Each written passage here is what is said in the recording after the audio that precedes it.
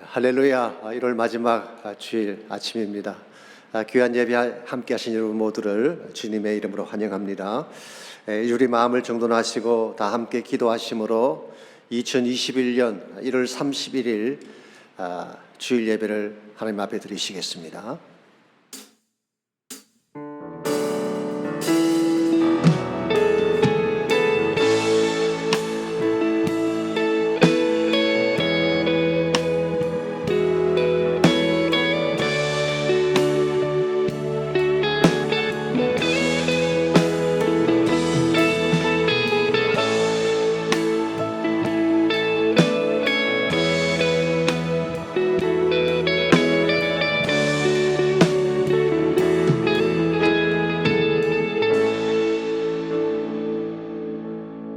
온 땅에 여호와께 즐거운 찬송을 부를지어다.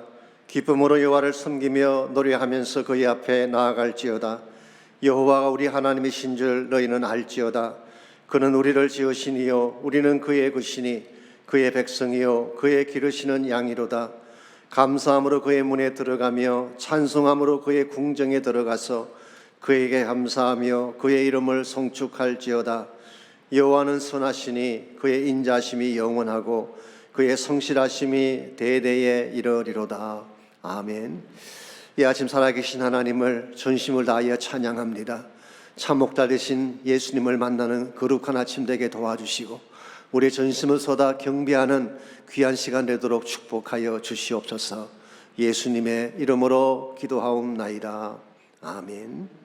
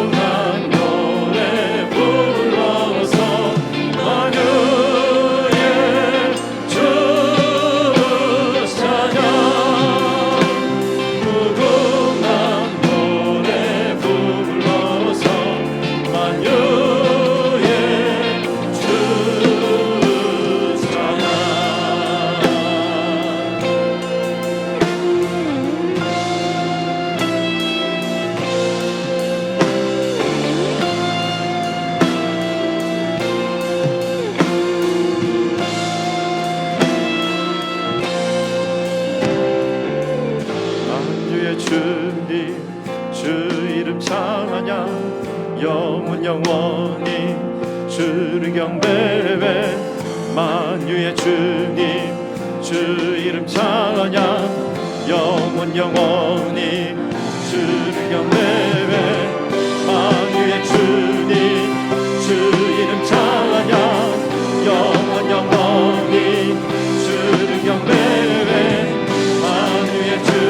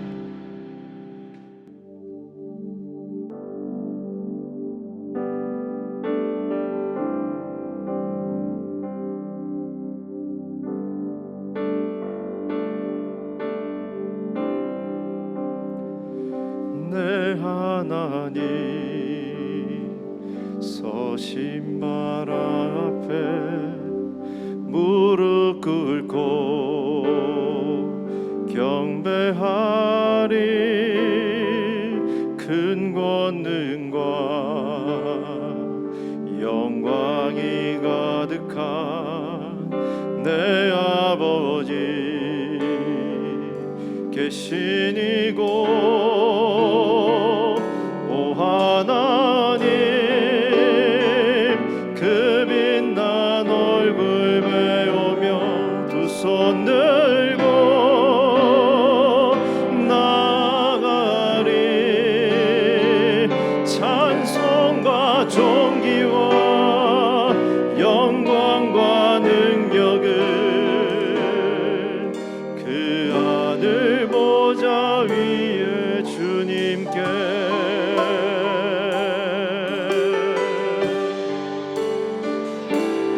하나님의 그 크신 사랑이 우리 죄를 사하셨네. 어린 양의 보혈의 은혜로 나단되이 나가리. 오 하나님, 그 빛난 얼굴 배우며 두 손 들고 나가리. 찬송과 존귀와 영광과 능력을 그 하늘 보좌 위에 주님께.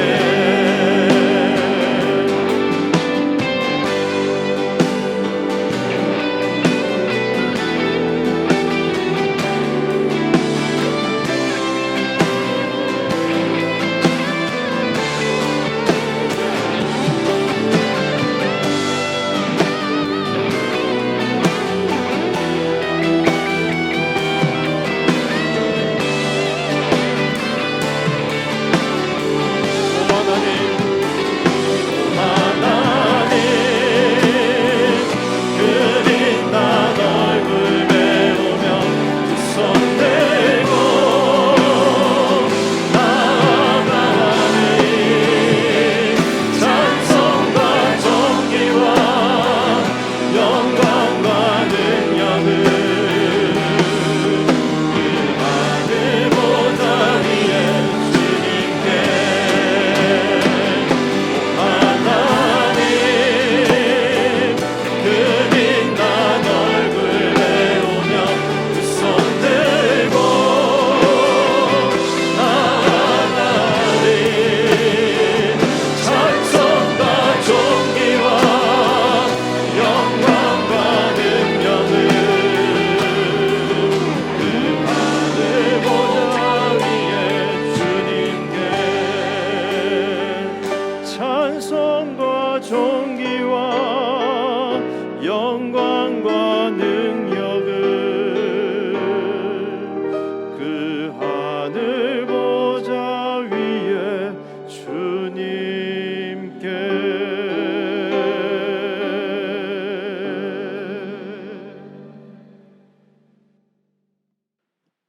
하나님 감사합니다. 거룩하고 복된 주일 하나님 앞에 나와서 하나님께 온 마음을 다해 하나님을 찬양하고 예배할 수 있도록 인도하여 주시니 감사합니다. 이 시간 드려지는 예배를 통해서 하나님의 이름만이 높임받게 하옵시며 온전히 하나님 한 분께 집중하며 나아갈 때 저희들 가운데 역사하여 주셔서 하나님의 임재를 충만하게 경험할 수 있도록 은혜를 내려 주시옵소서. 이 예배를 통해서 저희의 심령이 주님으로 인해 회복되고 치유되고 기쁨과 평강으로 가득 채움받는 은혜의 시간 될 수 있도록 역사하여 주시옵소서. 하나님, 코로나가 장기간 이어져 오면서 저희 삶의 많은 영역에서 힘들고 답답하고 암울한 문제들이 있습니다. 이럴 때일수록 새벽빛으로 임하시는 주의 손을 꼭 붙잡고 믿음으로 돌파하는 남가주 새누리 교회와 모든 성도님들이 되도록 인도하여 주시옵소서. 심령이 가난한 자는 복이 있나니 천국이 그들의 것이며, 주님, 이 시간 저희들의 연약함과 죄성과 교만과 이생의 자랑과 하나님을 의지하지 않고 나를 의지했던 모든 것을 하나님 앞에 정직하게 다 내려놓고 주님만을 철저하게 의지하기 원합니다. 나의 약함이 도리어 하나님의 강함이 되고, 우리가 주님의 보혈을 의지하며 나아갈 때 세상이 줄 수 없는, 주님만이 주실 수 있는 참된 축복을 경험하고 이 땅에서부터 천국을 누리며 사는 하나님 나라의 백성들이 다 되도록 축복하여 주시옵소서. 주님, 2월 14일부터 시작하는 온라인 제자 훈련을 위해 기도하기 원합니다. 모일 수 없는 상황 가운데서도 하나님이 예비해 주신 온라인 제자 훈련에 많은 성도님들의 말씀의 갈급함과 사모함으로 참여할 수 있도록 인도하여 주시옵소서. 우리 교회가 새해에는 말씀의 부흥을 경험하기 원합니다. 힘써 여호와를 알기 원합니다. 하나님을 아는 지식을 통해 심령이 변화되고 삶이 변화되어 그리스도의 참된 제자들로 세상의 빛과 소금의 역할을 넉넉히 감당하고 주님의 몸된 교회의 일꾼으로 세움받는 시간 되도록 제자훈련 가운데 은혜를 더하여 주시옵소서. 하나님, 세계 선교와 선교사님들을 위해 기도하기 원합니다. 코로나로 움츠러들었던 세계 선교의 사역들이 2021년에는 새롭게 부흥할 수 있도록 역사하여 주시옵소서. 전 세계 열방 가운데 선교하시는 선교사님들과 그 사역 위에 성령의 충만한 기름 부으심을 더하여 주시고, 예수님을 알지 못하는 수많은 영혼들이 천국 복음을 듣고 예수님을 영접하는 선교의 부흥이 불같이 일어날 수 있도록 역사하여 주시옵소서. 우리 남가주 새누리교회가 마지막 시대 선교로 하나님께 쓰임받는 교회가 될 수 있도록 인도하여 주시옵소서. 올해 계획하고 있는 모든 교회 선교 사역 가운데 주님께서 인도하여 주시고 온 교회가 선교에 헌신할 수 있도록 붙잡아 주시옵소서. 오늘 말씀을 전하시는 박성근 담임 목사님을 축복하며 기도하기 원합니다. 목사님에게 영육간의 강건함을 더하여 주시고 하나님의 특별한 능력과 지혜를 더하여 주셔서 어렵고 힘든 이 시기에도 주님의 몸된 교회를 하나님이 기뻐하시는 뜻 가운데 잘 이끌어 가시도록 인도하여 주시옵소서. 목사님을 통해서 선포되어지는 말씀이 하나님의 음성으로 듣게 하셔서 이 말씀 붙잡고 말씀을 살아내는 저희 모두가 되게 하옵소서. 예배의 시종을 주님께 맡기오며 살아계신 예수님의 이름으로 기도하옵나이다. 아멘.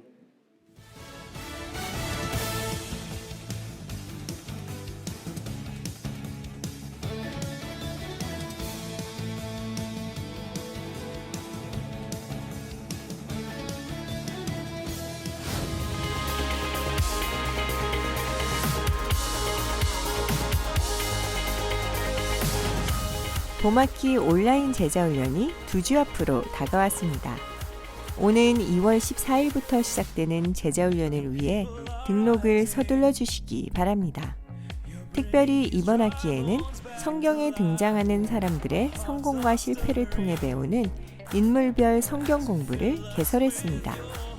주변 양무리 식구들과 함께 등록하여 참여해 주시기 바랍니다. 등록은 교회 홈피에 들어오셔서 트레이닝 안에 있는 제자훈련에서 할 수 있습니다. 또한 교회 현관 안내석이나 각 교구 목자들을 통해서 신청을 받고 있습니다. 매 단원마다 말씀을 통해 하나님의 터치를 경험할 수 있었습니다. 날마다 내 안에 예수님을 향한 참 소망과 새 힘을 부어주시는 하나님과의 소중한 1:1 만남 큐티 시간은 앞으로도 제게 있어 하루 중 가장 기대되는 시간이 될 것 같습니다. 최선의 삶을 통해서 또 하나 감사드리는 것은 말씀을 암송하는 것이 얼마나 중요한지를 깨달은 것입니다. 지난 단원들의 성경 구절들이 어느새 제 입에서 술술 흘러나오는 것을 보게 되었습니다. 그리고 외운 성경 구절들이 한 주 동안 살아가는 제 삶 속에서 적절한 데 떠올라 저에게 용기를 주고 또 바른 길로 인도해주는 놀라운 경험도 했습니다. 이렇듯 최선의 삶 제자훈련은 저에게 올해 하나님께서 주신 가장 큰 선물이었습니다.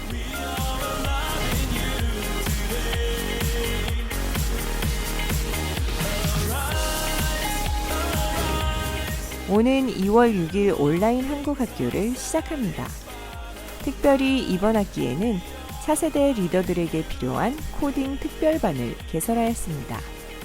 코딩 프로그램을 활용하여 한국 문화를 배우는 커리큘럼으로 유익하고 의미 있는 시간이 될 것입니다. 교회 홈페이지 교육부 안에 있는 한국학교로 들어오시면 온라인 등록이 가능합니다. 현장 등록 및 교재 픽업은 오는 2월 6일 오전 9시 30분부터 오후 12시까지 베렌도길 파킹랏에서 드라이브스루로 할 수 있습니다. 학부모님들의 많은 참여와 관심을 부탁드립니다.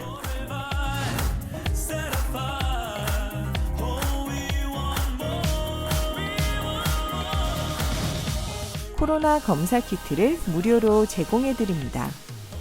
보험 유무에 상관없이 필요하신 분들은 비전센터 제1주차장 드라이브스루를 통해서 받을 수 있습니다. 지급하는 일시는 매주 금요일 오후 7시부터 9시까지, 토요일 오전 9시부터 오후 1시까지, 주일은 오전 9시부터 오후 12시까지입니다. 참고로 보험에 가입되신 분들은 보험 정보를 꼭 기입해 주시기 바랍니다. 주님 안에서 행복한 한 주 보내시길 바랍니다. 오늘 주일 예배 함께 하신 여러분 모두를 다시 한번 주님의 이름으로 환영합니다. 또 가정에서 또 여러 처소에서 온라인으로 예배하시는 모든 분들도 진심으로 환영합니다. 광고에서 보신 것처럼 제자 훈련이 2월 14일부터 시작이 됩니다.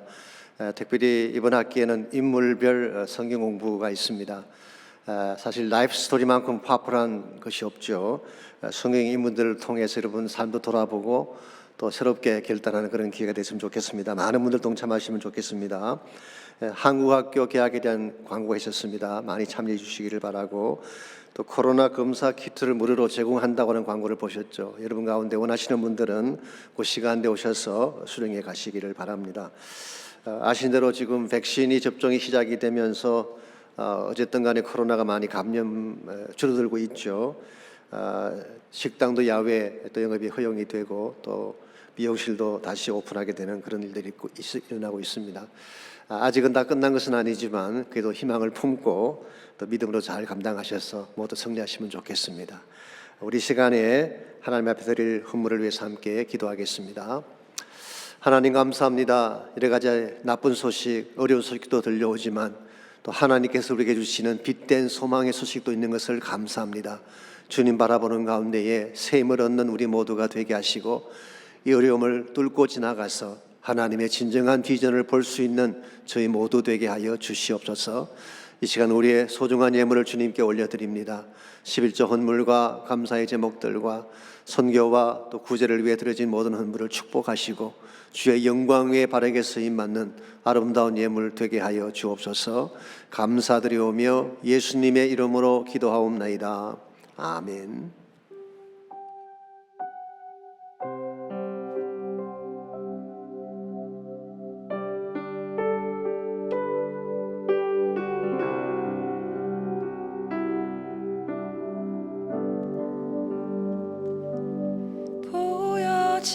보여지는 예배 아닌 마음으로 드리는 예배, 노래하는 찬양보다 삶으로 고백되는 예배, 나를 위한 예배 아닌 주님 뜻을 향한 예배, 내 맘과 정성 다하여서 주 앞에 드려지는 예배,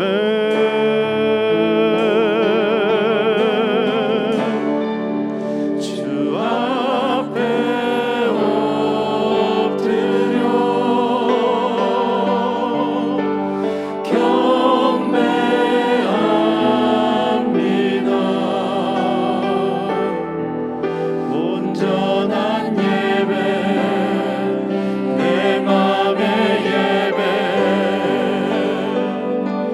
내 모든 것 받기 합당하신 분 주 앞에 엎드려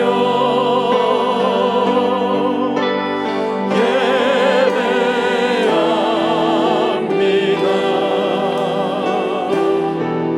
나의 모든 삶 나의 모든 뜻 말씀 앞에 순종하는 삶의 예배 드리기 원하네.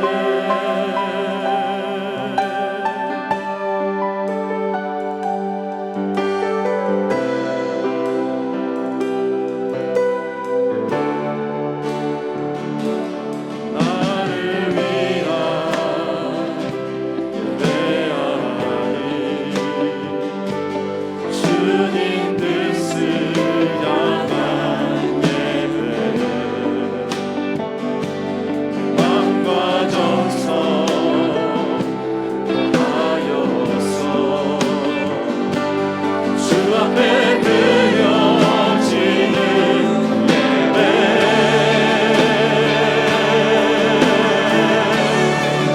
주 앞에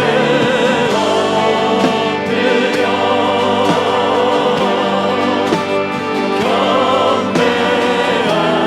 경배합니다. 온전한 예배 내 맘의 예배 내 모든 것 받기 합당하신 분 주 앞에 엎드려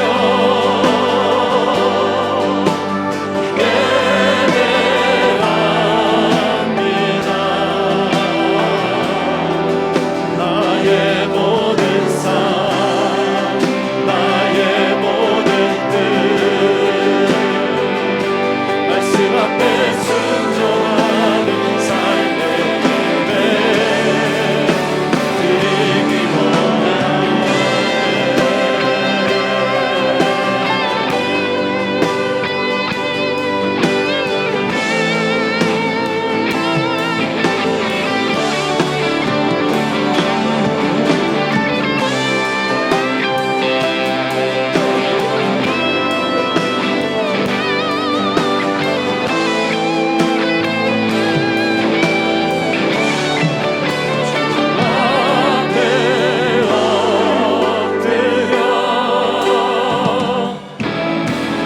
앞에 엎드려 주 앞에 엎드려 경배합니다. 온전한 예배 내 맘의 예배 내 모든 것 받기 합당하신 분 주 앞에 엎드려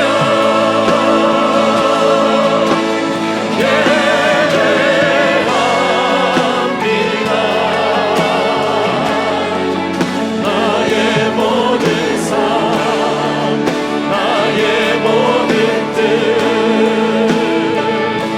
말씀 앞에 순종하는 삶의 예배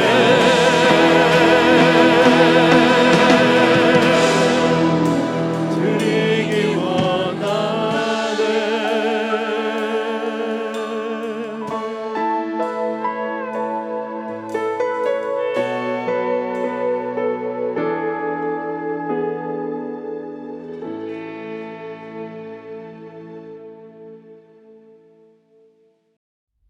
사랑에 성공하자. 호세아 6장 4절로 11절까지 말씀입니다.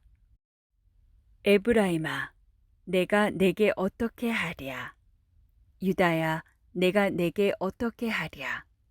너희의 인애가 아침 구름이나 쉬 없어지는 이슬 같도다.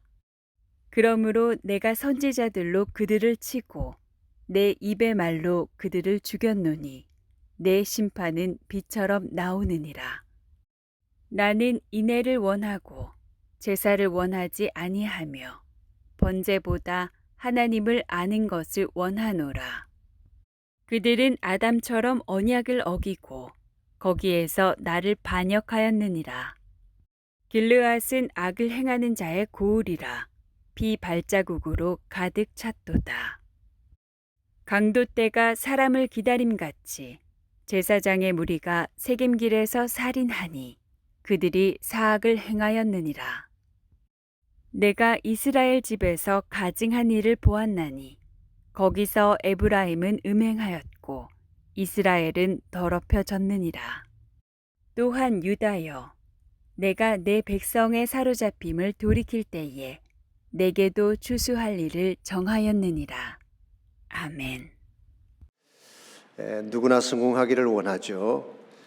사업가는 사업에 성공하기를 원하고 또 학생은 공부에 성공하기를 원합니다. 운동을 하는 사람은 자신의 분야에서 성공자가 되기를 원합니다. 지난 주간에 코비 브라이언트의 제1주기 추모 행사가 있었습니다마는 코비는 NBA에서 최고가 되기 위해서 매일 새벽 4시에 일어나서 1000개 슛을 날렸다고 하지 않습니까? 이것을 그는 매일 6시간씩 일주일에 6일간 1년에 6개월간을 했습니다. 이것이 그 유명한 666 워크아웃이라고 하는 것이죠. 그는 이와 같은 것을 20년 동안 계속했다고 합니다. 그가 NBA에서 최고 스타로 성공한 것이 결코 우연이 아닌 것을 알 수가 있습니다. 이와 같이 모든 사람들은 성공을 원합니다마는 성공 중에서 가장 중요한 성공이 무엇인지 아십니까? 그것은 바로 사랑에 성공하는 것입니다.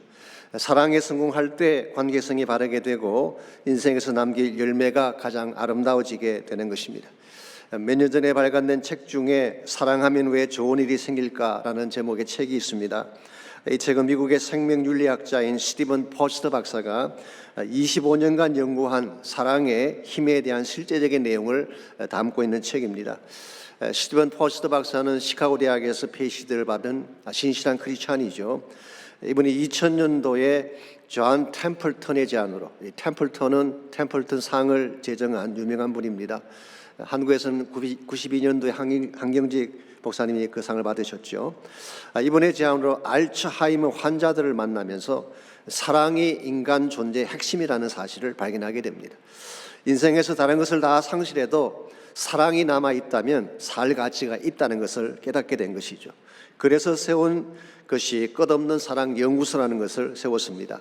이것을 통해 그는 아가페적 사랑이 얼마나 소중한가라고 하는 것을 과학적으로 또 실용적인 관점에서 연구하고 그 결과를 발표를 했습니다.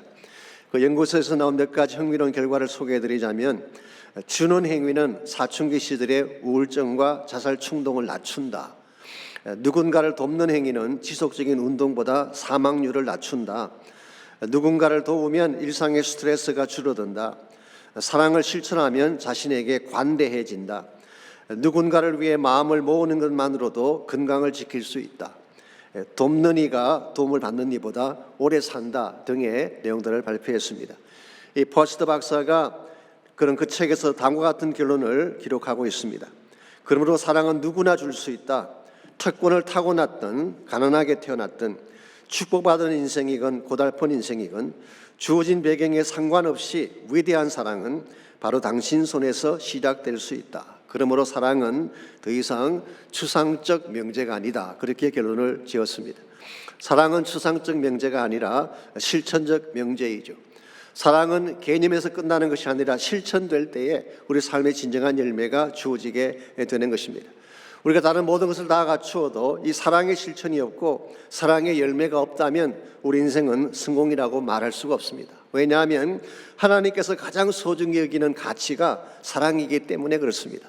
더 정확하게 표현하면 하나님 자체가 사랑이죠. 그래서 요한일서 4장 7절과 8절은 이렇게 기록하고 있습니다. 사랑하는 자들아 우리가 서로 사랑하자. 사랑은 하나님께 속한 것이니 사랑하는 자마다 하나님으로부터 나서 하나님을 알고 사랑하지 아니하는 자는 하나님을 알지 못하나니 이는 하나님은 사랑이심이라. For God is love라고 그렇게 되어 있어요. 그러므로 사랑을 모르면서 하나님을 안다고 말할 수 없습니다. 사랑하지 않으면서 하나님의 자녀라고 자처하는 것은 어색한 신분 고백이 아닐 수가 없습니다. 자녀라고 하는 신분과 사랑 없는 삶의 모습은 전혀 어울릴 수가 없기 때문에 그렇습니다. 이런 의미에서 여러분과 진정 하나님 앞에서 성공적인 삶을 살아가려면 사랑에 성공해야 되는 것입니다. 우리가 일생을 살아가는 과정에서 하나님 앞에서 참 사랑을 바르게 실천하고 사랑의 성공자가 되어 살아가려면 과연 무엇이 필요할까요? 오늘 같이 봉독한 본문에 보시면은 이스라엘 백성에 대한 책망의 말씀이 나오는데 그 책망의 내용이 사랑 없음에 대한 것입니다. 사실 그것이 호세아가 설교한 세 번째 설교의 주제이기도 합니다. 4절 말씀 보시면 이렇게 기록이 되어 있습니다. 에브라임아 내가 내게 어떻게 하랴? 유다야 내가 내게 어떻게 하랴? 너희의 인애가 아침 구름이나 쉬 없어지는 이슬 같도다 그랬어요. 여기 보시게 되면 내가 내게 어떻게 하랴라고 하는 탄식이 나오죠.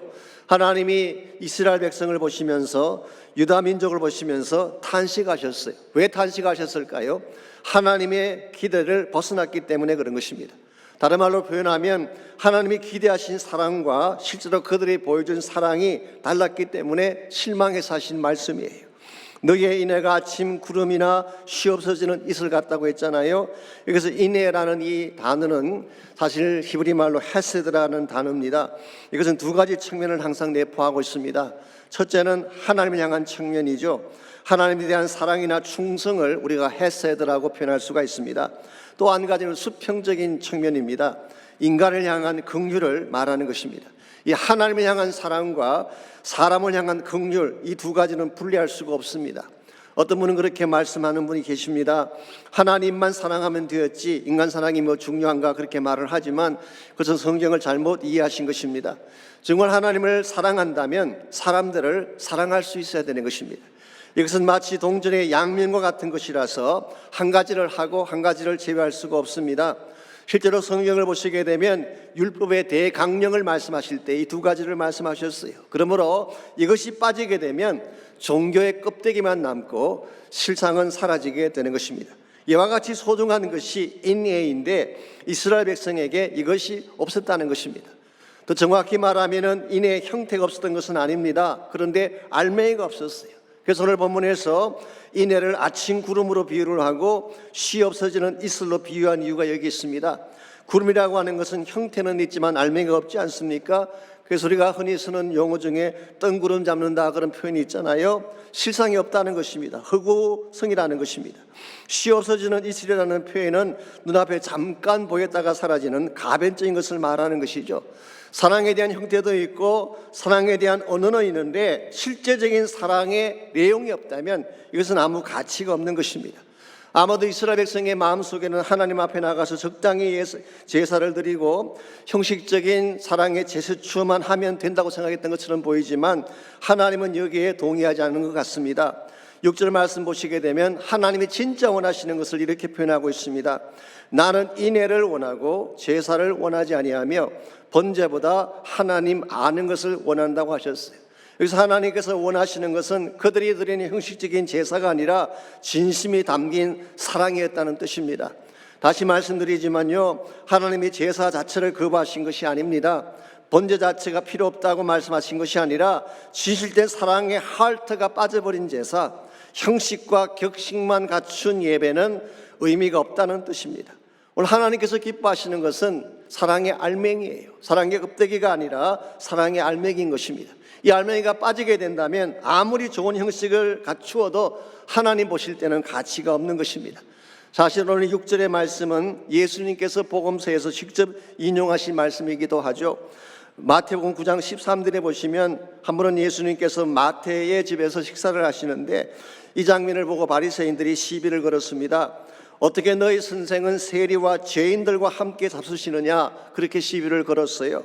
여기서 죄인이라는 이 표현은 실제로 범죄자를 말하는 것이 아닙니다.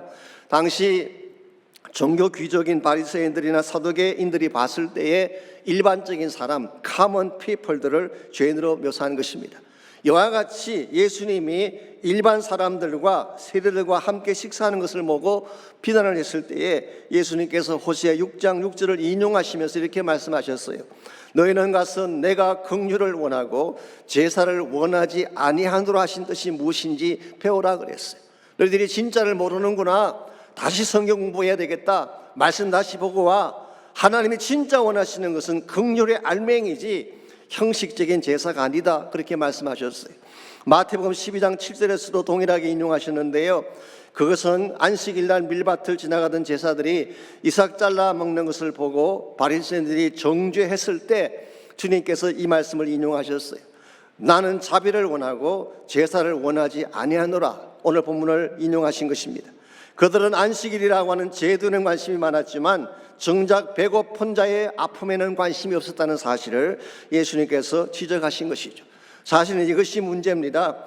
형태는 있는데 알맹이가 없는 신앙, 사랑의 말은 있는데 사랑의 실천이 없는 신앙, 이것이 사실은 오늘날 교회를 사람들에게 잘못되게 소개하고 세상 사람들이 실망하게 되는 원인이라고 말할 수가 있겠습니다.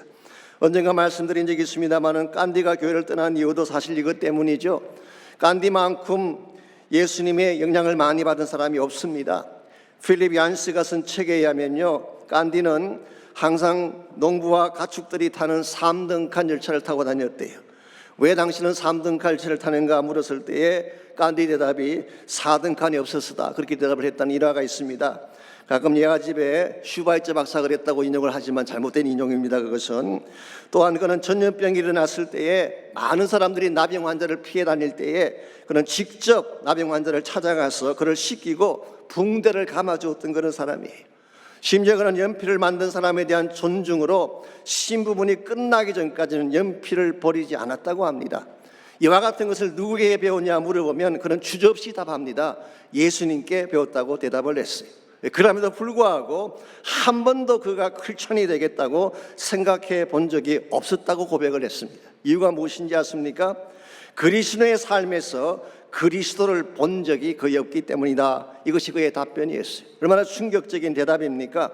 오늘날 우리가 크리스천이라고 하는 이름은 가지고 있는데 하나님 믿는다고 하는 예배의 형태는 가지고 있는데 알맹이가 없다는 것입니다.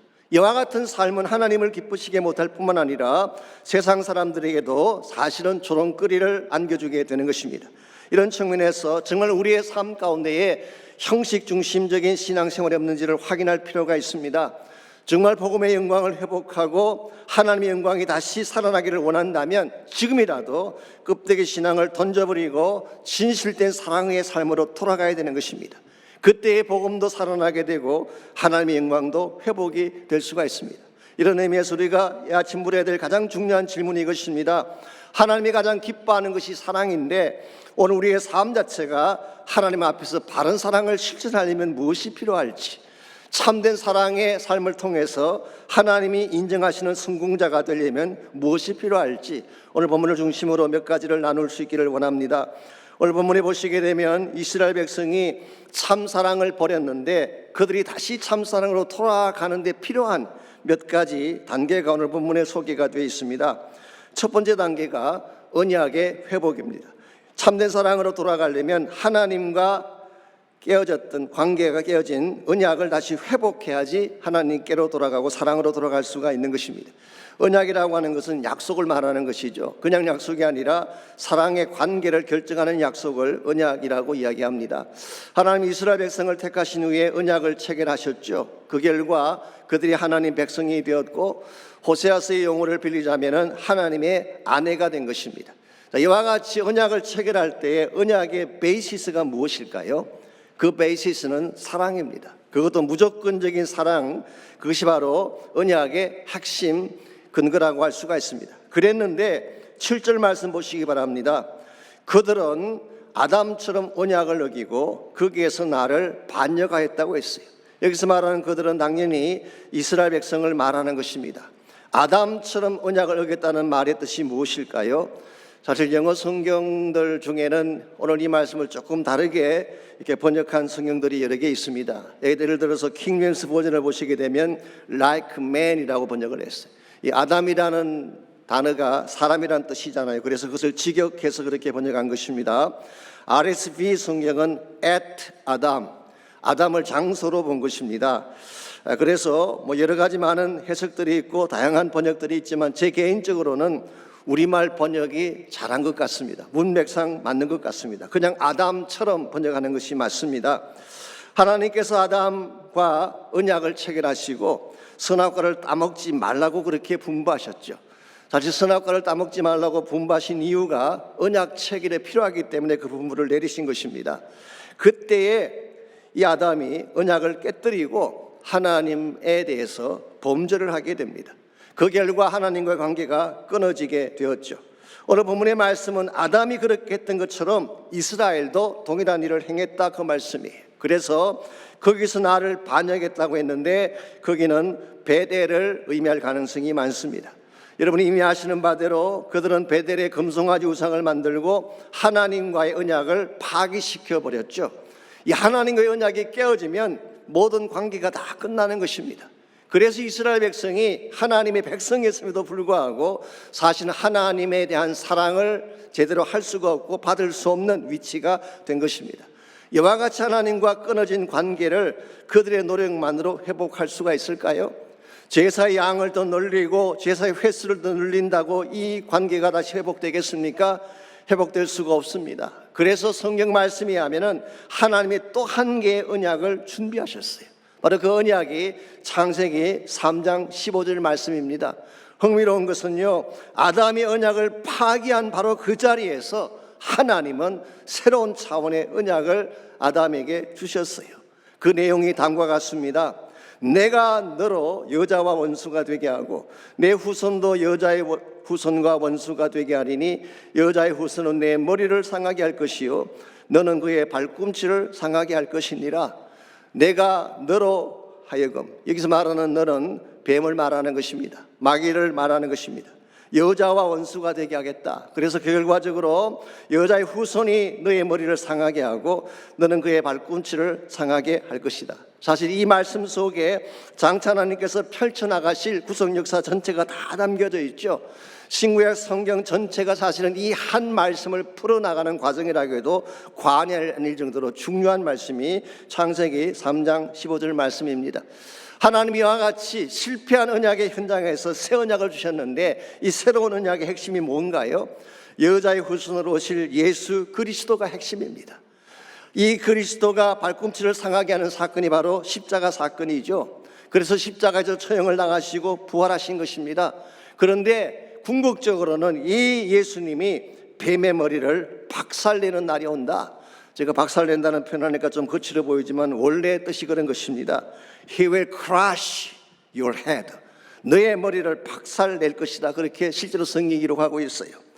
하나님의 계획이 여기 있습니다. 하나님은 범죄한 우리를 구원하기 위해서 예수를 이 땅에 보내셨고 그분의 십자가 사건을 통하여서 우리를 구원할 뿐만 아니라 우리로 하여금 최후의 승리자가 되게 만드시는 것. 이게 하나님께서 실패한 그 현장에서 다시 주신 새 언약의 내용인 것입니다. 여러분과 제가 이 언약으로 돌아가지 아니하면 참된 의미에서 회복을 절대로 경험할 수가 없습니다. 하나님께서 두 번째 주신 창세기 3장 15장의 기 언약은 그냥 언약이 아닙니다. 이것은 은혜에 근거한 언약이고 다른 말로 표현하면 하나님의 무조건적 사랑에 근거한 언약이라고 부를 수가 있어요. 아무런 조건이 없었어요. 그들의 죄악에도 불구하고 그들의 실패에도 불구하고 그들을 다시 회복하기 위한 언약이었기 때문에 이 언약을 우리는 가장 소중한 언약으로 삼는 것입니다. 여러분과 저의 삶에 있어서 이 언약의 관계, 이 피의 언약을 통한 새로운 관계가 회복되지 아니하면 하나님을 만날 수도 없고 하나님을 사랑할 수도 없게 되는 것입니다. 그래서 사도 요한은 요한일서 4장 11절에서 이렇게 권면하고 있습니다. 사랑하는 자들아 하나님이 이같이 우리를 사랑하셨은즉 우리도 서로 사랑하는 것이 마땅하도다. 이같이 사랑하셨다고 했는데 이같이가 어느 정도를 말하는 것일까요? 하나밖에 없는 독생자 예수를 주실 정도까지를 말하는 것입니다. 여기에 무조건적인 하나님의 사랑의 실체가 있습니다. 이 사랑을 아는 자만이, 이 사랑을 받아본 사람들만이 성경이 말하고 있는 언약적 사랑, 무조건적인 사랑에 근거한 언약적 사랑을 실천할 수 있게 되는 것입니다. 오래전에 저희 교회에서 카비넌트 메리지라고 하는 제자론을 한 적이 있는데 제가 몇 번 소개해드렸습니다마는 그 책에 보게 되면 결혼은 두 가지 종류가 있다고 소개하고 있습니다. 하나는 언약적 결혼이고 또 하나는 계약적 결혼이 있어요. 이 카비넌트 메리지와 컨트랙트 메리지, 이 두 가지가 결혼의 형태입니다. 이 두 가지의 차이점이 뭘까요? 뭐 많은 차이점이 있습니다만 결정적인 차이점은 그 베이시스가 뭐냐는 것입니다. 이 covenant marriage, 언약의 결혼의 베이시스는 무조건적인 사랑, unconditional love예요. 이거는 본문이 말하는 헤세드입니다. 똑같은 단어예요. 근데 contract의 베이시스는 뭘까요? condition이에요. 조건입니다. 어떤 조건이 맞아 떨어지게 되면 비로소 관계가 형성되는 거, 이것이 contract의 핵심이죠. 그래서 이 계약서에는 if 조항이 참 많습니다. If you are wealthy, 당신이 부자라면, if you are healthy, 당신이 건강하다면, if you have a certain degree, 당신이 어떤 종류의 학위를 가지고 있다면, then I will marry you. 그러면 당신과 결혼하겠습니다. 이게 전형적인 contract marriage의 실상인 것입니다. 한 가지 특이할 사실은 오늘날 대다수의 결혼이 이와 같은 상황에서 맺어지고 있다고 하는 사실. 컨트랙트 개념으로 맺어지는 결혼이 너무 많아요. 그러다 보니까 이 컨디션이 깨어지면 관계 자체도 깨어지게 되는, 이것 때문에 가정이 깨어지기도 하고 상처를 주기도 하고 받기도 하게 되는 것입니다. 그러나 이것은 하나님께서 원하시는 언약적 사랑과는 다른 것입니다.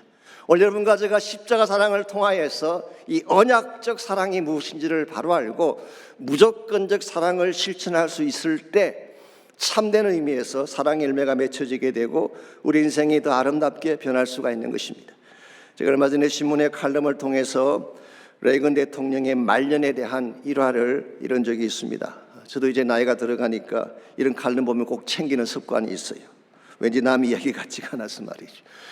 이분이 아시는 대로 1994년도에 알츠하이머 병에 걸렸습니다. 이 병에 걸리게 되자 친구들도 알아보지 못하고 자녀들의 얼굴조차 알아보지 못하게 됐습니다. 그런데 하루는 낸시 여사가 가만히 보니까 이 레이건이 콧노래를 흥얼거리면서 수영장 바닥에 있는 그 사이에는 나뭇잎을 끌고 모으면서 청소하는 모습이 보였어요. 이 모습을 보는 순간 낸시 여사의 눈가에 눈물이 글썽거리게 됩니다. 평소에 자신을 많이 사랑해 주던 남편의 옛 모습이 떠올랐기 때문이죠.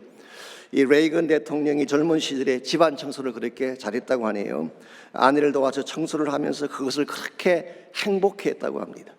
그래서 낸시는 남편의 행복했던 기억을 다시 되살려주고 싶은 마음에 그날 밤에 경호원들과 의논을 했습니다.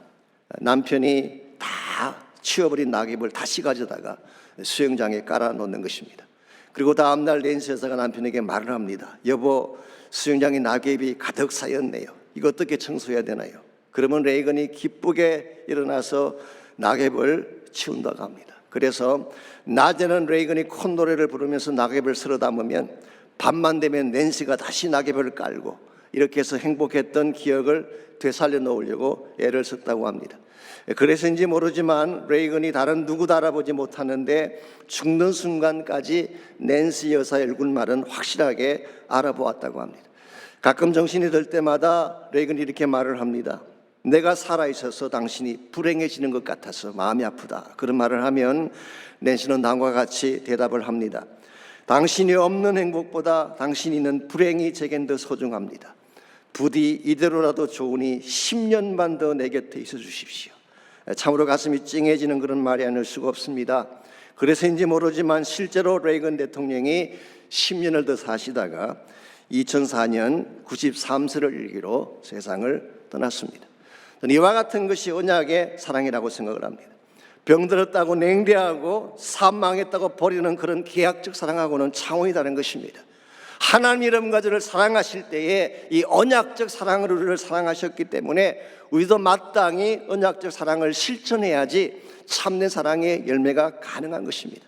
오늘 세상 사람들은 조건을 따라 살고 또 그들에게 걸맞는 어떤 형태를 따라 사는지 모르지만 여러분과 저는 하나님을 배우며 살아야 돼요. 나를 사랑하신 십자가 사랑을 가슴에 안고 살아가야지 참된 차원의 열매가 가능하고 하나님의 기뻐하는 사랑의 삶의 성공자가 되는 것입니다.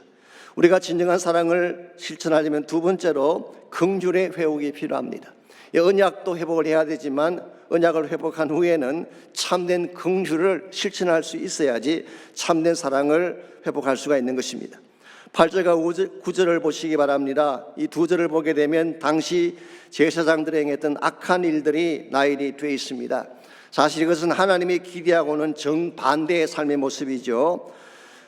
8절 9절 제가 읽습니다. 길라앗은 악을 행하는 자의 고리라. 핏 발자국으로 가득 찼도다.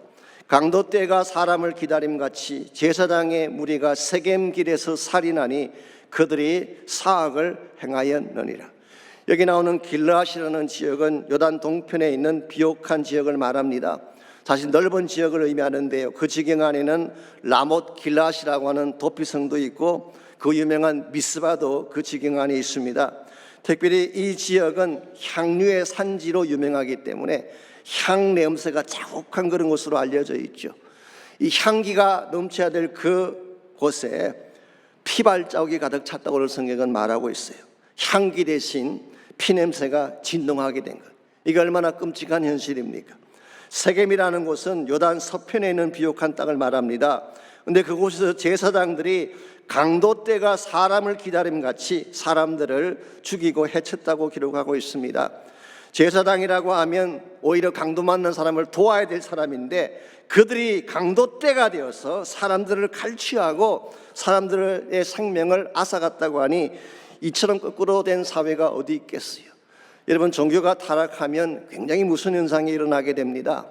차라리 비종교적인 사람들이 타락하는 것이 낫지 종교인이 타락하게 되면 훨씬 더 심각한 문제가 생길 수가 있어요. 이 본래적 사명을 떠난 이 사람들이 타락하게 되면 사람들을 미혹하게 되고 더 심각한 불행의 도가니로 몰아넣게 되는 것입니다.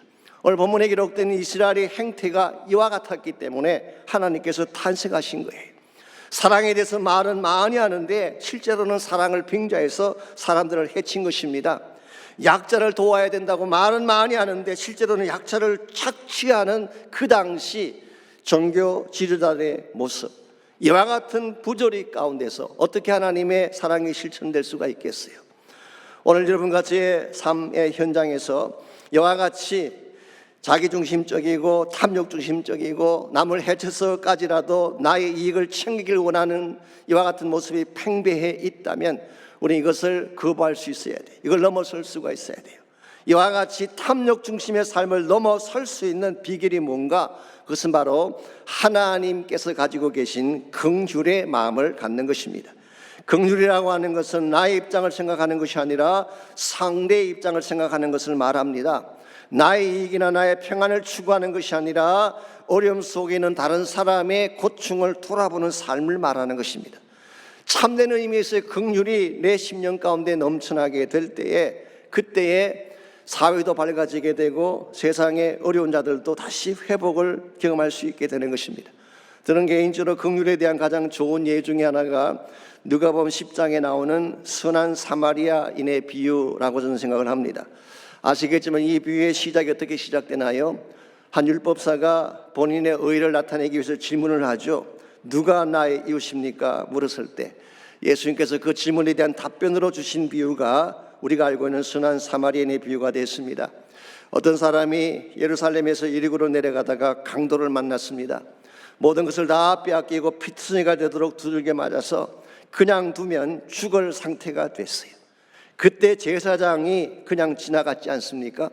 자신의 안위를 생각했는지 아니면 자신의 종교적 특권을 지키기 위함인지는 모르지만 강도 만난 자의 아픔은 자기와 아무 상관이 없었어요. 두 번째로 레위인이 지나갔는데 레위인도 마찬가지입니다. 레위인의 율법을 알고 성전에서 일을 한다고 하는 프라이드를 가지고 있는지는 모르지만 강도 만난 자의 아픔에 대해서는 무관심했어요. 그랬는데 세 번째로 등장한 인물 사마리아인은 어떻게 했습니까? 성경에 이렇게 기록이 되어 있습니다. 그를 보고 불쌍히 여겨라고 했어요. 이게 긍휼이에요. Compassionate heart. 그의 아픔이 나의 아픔처럼 느껴져서 동일한 고통을 안고 그를 찾아간 것입니다. 이와 같은 긍휼의 마음, 이 긍휼의 마음을 사마리아는 가지고 있었어요. 여기서 그치지 아니하고 긍휼의 마음만 가진 것이 아니라 긍휼의 액션을 취했습니다. 가까이 가서 기름과 포도주를 상처에 붓고 싸매고 자기 짐승에 태워 주막까지 가서 돌보아 주었다고 했어요. 강도 만난 자의 펠트 니드를 정확하게 알고 그것을 채워준 것, 이것이 긍휼의 액션이에요. 이것도 모자랐는지 그는 주막 주인에게 부탁합니다. 원데나리온을 주면서 혹시 돈이 모자라면 자신이 나중에 갚을 것이니까 사후 처리까지 부탁을 하는 배려를 했어요. 저는 이것을 긍휼의 마무리라고 이야기합니다. He has done more than enough. 해야 될 것보다 훨씬 더 많은 일을 했어요. 이게 주님께서 우리에게 알리고 싶은 긍휼의 내용입니다. 우리가 흔히 생각하는 약간의 기쁨을 누리는 것, 봉사활동하는 정도를 말하는 것이 아니라 상대방의 아픈 위치까지 내려가서 상대방의 니드를 채워주고 그리고 뒷 준비까지 다 마친 후에 자기 자신은 이름조차 남기지 않고 떠나가는 것, 이걸 성경은 긍휼이라고 부르고 있어요. 여러분과 저에게 이와 같은 긍휼이 있을 때에 우리 주변이 밝아질 수밖에 없어요. 내 마음속에 이 긍휼이 실제로 행동하기 시작할 때에 사람들이 다시 회복을 경험하게 되고 강도 만난 자들이 다시 새 힘을 얻어서 일어날 수 있게 되는 것입니다. 아시겠지만 주님께서 말씀하시는 이웃은 우리 옆에 사는 사람이 아니에요. 나의 친척이나 나의 같은 고향 사람이나 같은 학교를 졸업한 동창을 말하는 것이 아닙니다. 강도 만난 자가 이웃이에요. 여러분과 저의 주변을 다시 보십시오. 강도 만난 자들이 얼마나 많은지. 코로나 때문에 질병에 강도 만난 사람들 많이 계시지 않습니까? 경제적인 어려움 때문에 재정적인 강도를 만난 사람들 많지 않습니까? 심지어 사랑하는 이에게 상처받고 버림받은 관계성의 강도를 만난 사람들도 많이 발견할 수가 있습니다. 이들에게 필요한 것은 긍휼이에요. 그들의 입장에서 도와주고 그들을 세워주는 거예요. 이와 같은 삶의 실천이 분명할 때에 우리는 하나님 안에서 참된 사랑의 성공자가 될 수 있고 하나님의 영광을 위해 사는 자가 되는 것입니다. 이와 같이 우리가 사랑의 삶에 성공하기를 원한다면 1차적으로는 십자가 언약을 붙잡아야 돼요. 그래야 하나님 사랑을 깨달을 수가 있습니다. 두 번째는 긍휼의 마음을 가져야 되는 것입니다. 이것이 바로 예수님의 마음이죠. 사실은 솔직히 고백을 하자면 우리는 사실 이기적이고 악한 마음을 가진 사람인데 어떻게 우리가 긍휼을 행할 수가 있겠어요? 예수님 만나서 그분의 마음을 우리 심령 속에 품게 되면 우리 마음 속에도 긍휼을 갖게 되고 이것을 통해 사랑을 실천하게 되는 것입니다. 이와 같이 십자가의 언약과 긍휼이 사랑을 성공하게 만드는 데 중요한 요소가 되는데 또 한 가지가 더 있습니다. 정말 우리가 사랑의 열매를 바르게 맺으려면 내 마음의 보좌를 회복해야 되는 것입니다. 내 마음의 보좌에 하나님이 임재하셔야지 진정한 차원의 사랑의 열매를 맺는 것이 가능합니다. 사실 우리 마음의 보좌라고 하는 것은 누구든 앉을 수가 있어요. 사람이 앉을 수도 있고 우리의 어떤 욕망이 앉을 수도 있고 혹은 세상적인 가치가 앉을 수도 있는데요. 내 마음의 보좌에 누가 앉았을 때 가장 우리 삶이 영광스럽고 아름답게 될까요? 말할 필요 없이 하나님이 앉으셨을 때입니다. 하나님이 나의 마음 보좌에 앉으셔야지 우리 인생이 바르게 되고 영광스럽게 되는 것입니다. 그런데 한 가지 불행한 사실이 있습니다. 오늘 본문에 소개되는 이스라엘 백성은 이 대목에서 실패한 것 같습니다. 그래서 10절 말씀 보시면 이렇게 기록하고 있습니다. 내가 이스라엘 집에서 가증한 일을 보았나니 거기서 에브라임은 음행하였고 이스라엘은 더럽혀졌느니라. 여기서 이스라엘 집에서 가증한 일을 보았다. 거기서라는 표현을 썼는데요. 거기서가 어디를 말하는 것일까요? 앞에서도 거기서가 한번 나왔는데 오늘도 마찬가지입니다. 이 10절로 마찬가지입니다. 대다수의 주석가들은 이곳을 베델로 보고 있습니다. 여로보암 1세가 북왕국을 세우고 이곳에 처음으로 금송아지 우상을 세웠기 때문에 바로 이 베델을 이스라엘의 집이라고 표현을 한 것입니다. 이와 같이 우상을 세움으로 말미암아 에브라임은 음행을 행하게 되었고 이스라엘은 더럽혀졌다고 오늘 성경은 기록하고 있습니다. 여러분 아시는 바대로 베델이라는 곳이 원래 어떤 곳이었습니까? 야곱이 자기 아비 집을 떠나서 멀리 하란 땅으로 갈 때에 한밤중에 하나님을 직접 만났던 장소예요. 아무도 없는 들판에서 혼자 외롭게 돌을 베개 삼고 잠을 잘 때에 하늘이 열리면서 천사들이 사다리를 오르락내리라는 장면이 보이고 하나님의 영광 가운데 임재하셔서 야곱을 친히 만나주신 장소가 베델이었어요. 그러므로 베델은 야곱의 일생에서 가장 영광스럽고 황홀한 영적 체험의 장소라고 할 수가 있습니다. 그래서 그곳 이름을 벳엘, 이 벳이라고 하는 것은 집이란 뜻입니다. 엘은 뭘까요? 하나님이죠. 그래서 The House of God이라고 이름을 지은 것입니다. 원래 그 땅 이름은 루스였어요. 근데 루스라고 부르지 않고 그 이후부터 벳엘이라고 부르게 되었습니다. 그런데 성경을 보시게 되면 이 베델이 시간이 지나면서 다른 이름으로 불려지기 시작을 했어요. 그 중에 대표적인 거 두 가지만 소개해드리자면 첫 번째가 벳아웬이라는 이름이고 또 하나는 복임이라는 이름입니다. 이 벳아웬이라는 이름은 호세아 5장 8절에도 기록이 되어 있습니다. 이 벳아웬의 이름 뜻이 뭘까요? The house of evil, 악의 집이란 뜻이에요. 하나님의 집에 우상이 가득 차게 되면 악한 자의 집이 된다는 뜻이에요. 자, 그렇다면 복임이라는 이름은 무슨 뜻일까요? 이 복임이라는 이름은 사사기 2장 1절에 나옵니다. 학자에 따라 조금의 차이는 있지만요, 일반적으로 복임은 베델과 같은 지역으로 보고 있습니다. 실제로 히브리 구약을 헬라말로 번역한 것이 70인역이죠. 근데 70인역에는 아예 사사기 2장 1절을 복임이라고 적지 않고 베델이라고 표기를 했습니다. 자, 그러므로 이 복임은 바로 베델을 의미하는 것이 맞습니다. 그렇다면 복임의 이름 뜻은 뭘까요? 그 이름의 뜻은 울음의 집, wailing place, 울음의 장소, 통곡의 장소라고 하는 뜻입니다. 아니, 하나님이 임재하신 영광의 집, 하나님의 집이 어떻게 통곡의 집이 되었을까요? 이유는 이것입니다. 이스라엘 백성이 거기서 하나님의 언약을 깨뜨리고 이방인과 언약을 맺을 뿐만 아니라 이방인들의 우상 제단을 그곳에 세웠기 때문에 하나님께서 진노하셨어요. 그래서 말씀하시기를 장차 이방인들이 너희들의 가시가 되고 이방 신들이 올무가 되리라 선포하셨을 때 이 말을 들은 백성이 통곡하였다고 해서 그곳 이름을 복임이라고 부르게 되었다고 설명하고 있습니다. 전 여기에 대단히 중요한 영적 교훈 하나가 있다고 생각합니다. 똑같은 장소라도 그곳에 누구를 모시냐에 따라 베델이 될 수도 있고 복임이 될 수 있다는 사실. 여러분의 가정이 베델, 하나님의 영광이 임하는 베델이 될 수도 있지만 통곡이 임하는 복임이 될 수가 있어요. 여러분 자녀의 인생이 베델의 축복이 될 수도 있지만 복임의 가시가 될 수도 있는 것입니다.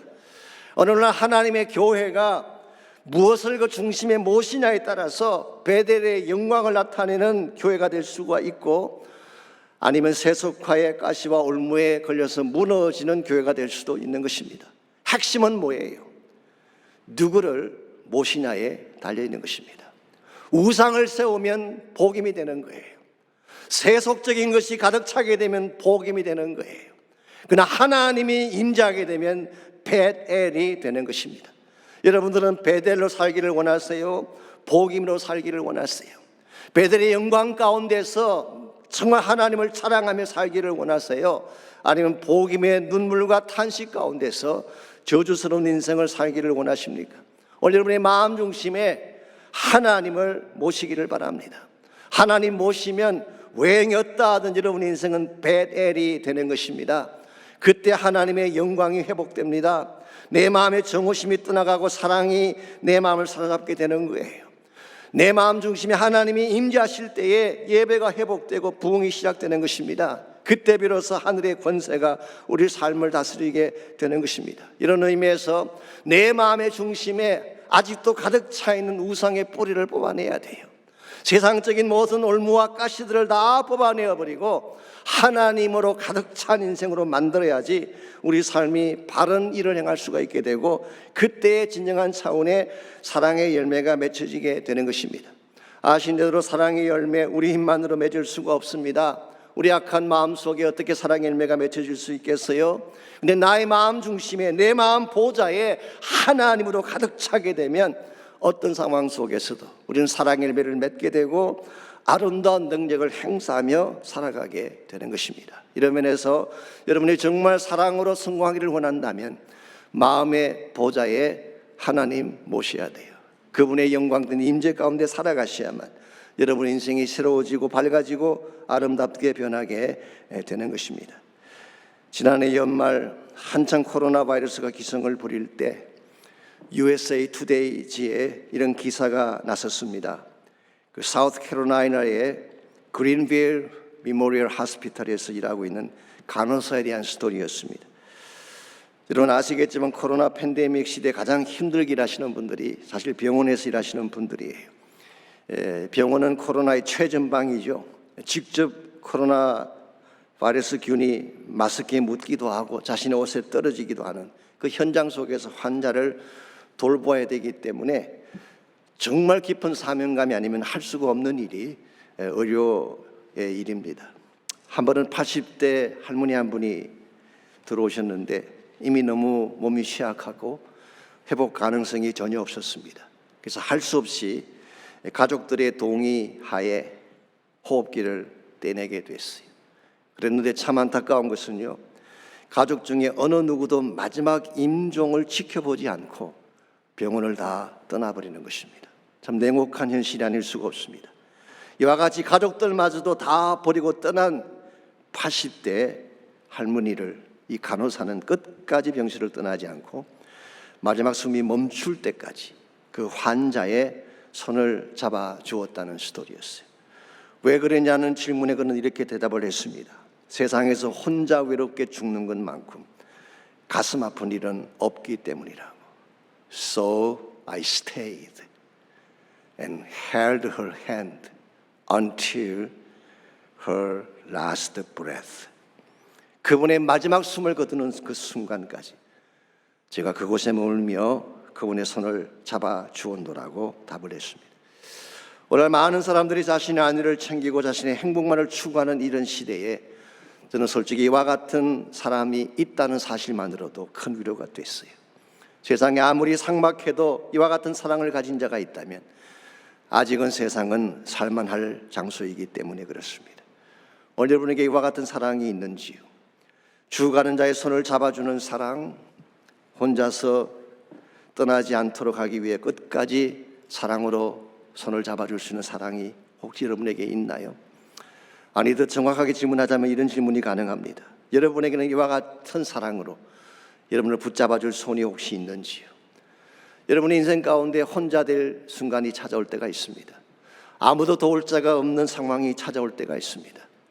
심지어 가깝게 있던 친구나 친척마저도 자신을 버리고 떠나가는 상황이 올 수가 있습니다. 그때 여러분에게 필요한 것은 모든 자가 떠나가도 마지막 숨을 멈추는 순간까지 내 손을 잡아줄 누구입니다. 그 누가 누구일까요? 저는 예수님 한 분밖에 없다고 생각합니다. 그분만이 끝까지 나를 지켜줄 수가 있고 그분만이 나를 떠나지 않고 내 손을 잡아줄 유일한 동행자가 되십니다. 사랑하는 형제자매 여러분, 세상 사랑에 실망하지 마십시오. 뜬구름처럼 허망하고 아침 이슬처럼 가변적인 세상 사랑에 너무 기대를 많이 걸지 마십시오. 변치 않은 하나님의 사랑, 한 번 사랑하시면 끝까지 책임지는 거룩하신 십자가 사랑을 붙드시기를 바랍니다. 그 사랑 안에 해답이 있습니다. 그 사랑 안에 생명이 있습니다. 그 사랑을 붙잡는 순간부터 여러분의 삶은 변화가 일어나기 시작합니다. 그러므로 내 삶의 중심에, 내 삶의 보좌에 이제는 더 이상 세상에 자리 잡기 못하도록 다 세상적인 것을 던져버리고 하나님의 영광으로 가득 차도록 나의 인생이 복임이 아니라 배들이 될 수 있도록 이 시간 결단하며 헌신하는 시간이 있기를 바랍니다. 이 사람 함께 기도하기를 원하는데요, 기도할 때에 내 마음의 보좌에 주님이 다시 임재하시도록 기도하시기를 바랍니다. 잃어버렸던 그 사랑이 회복되도록, 상실했던 그 영광이 회복되도록, 상실했던 그 능력이 다시 회복되어져서 참 하나님의 사람답게 살 수 있도록 힘을 달라고 기도하시기를 바랍니다. 이 시간 주의 보좌 앞으로 달려나아가서 하나님의 능력을 붙잡는 자들마다 때를 따라 돕는 은혜를 얻게 될 줄 믿습니다. 여러분 주저하지 마시고 주님께 나가시기를 바랍니다. 십자가를 붙드시기를 바랍니다. 그리고 십자가에 담겨져 있는 하나님의 완전한 사랑을 신뢰하시고 그분 앞에 여러분의 인생을 의탁하며 맡기며 나아가기를 원합니다. 이제 나같이 한 목소리로 기도할 때에 내 마음의 중심이 주의 영광으로 가득 차도록, 내 마음의 중심이 하나님의 임재로 가득 차도록, 내 마음의 중심이 십자가의 사랑으로 가득 차도록 우리 다같이 한 목소리로 함께 기도하겠습니다. 살아계신 아버지 하나님 감사합니다. 사랑이 식어가는 마지막 시대에, 참된 의가 식어져가는 이 마지막 시대에 예수님을 만나게 하시고 사랑을 알게 하신 것을 감사합니다. 나에게는 사랑이 없습니다. 나에게는 사랑의 원천이 없습니다. 그러나 주님 만나면 십자가 안에 참 사랑의 원천이 있는 것을 믿습니다. 이제 우리의 마음의 문을 열고 피 묻은 십자가 붙잡기를 소원합니다. 사랑하는 주의 백성들이 정말 주의 영광 앞에 다시 나아가서, 보좌 앞에 다시 나아가서 주의 은혜를 붙들게 도와주시고, 하나님의 능력을 붙잡게 도와주시고, 하나님 안에 주실 수 있는 위로와 새로운 사랑을 붙들 수 있는 아름다운 역사가 있도록 은혜를 베풀어 주시옵소서. 이 시간 보좌를 향해 나아가는 자들마다 주님 만나게 하시기를 기도합니다. 하나님의 영광을 경험하게 되기를 기도합니다. 상실된 모든 것들이 회복되어져서 더 큰 능력 가운데 살아갈 수 있도록 모든 주의 백성들을 축복하여 주시옵소서.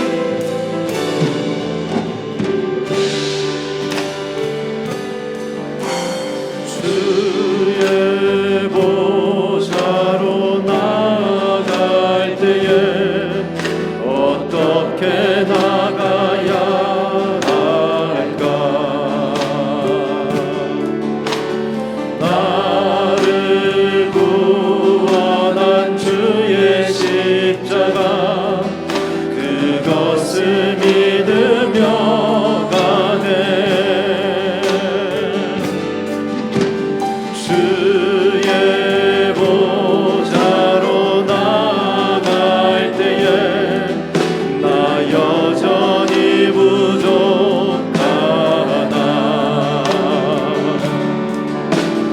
나를 부르신 주의 그 사랑, 그것을 믿으며 가네.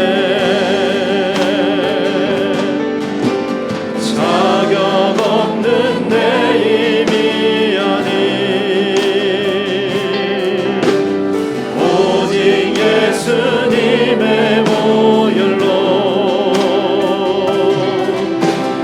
자격 없는 내 힘이 아닌 오직 예수님의 보혈로,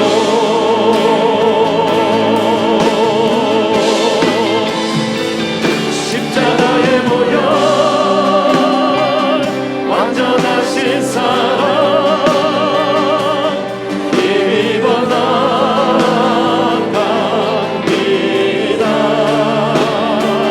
십자가의 보혈, 완전하신 사랑, 힘입어 예배합니다.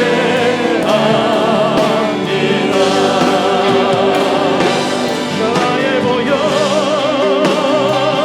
완전하신 사랑, 힘입어 나아갑니다.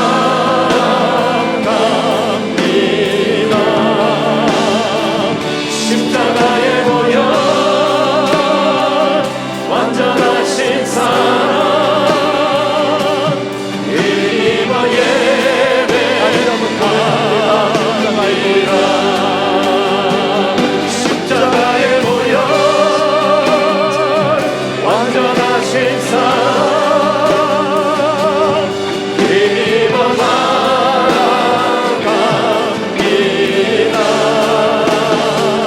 십자가의 보혈, 완전하신 사랑, 힘입어 예배합니다.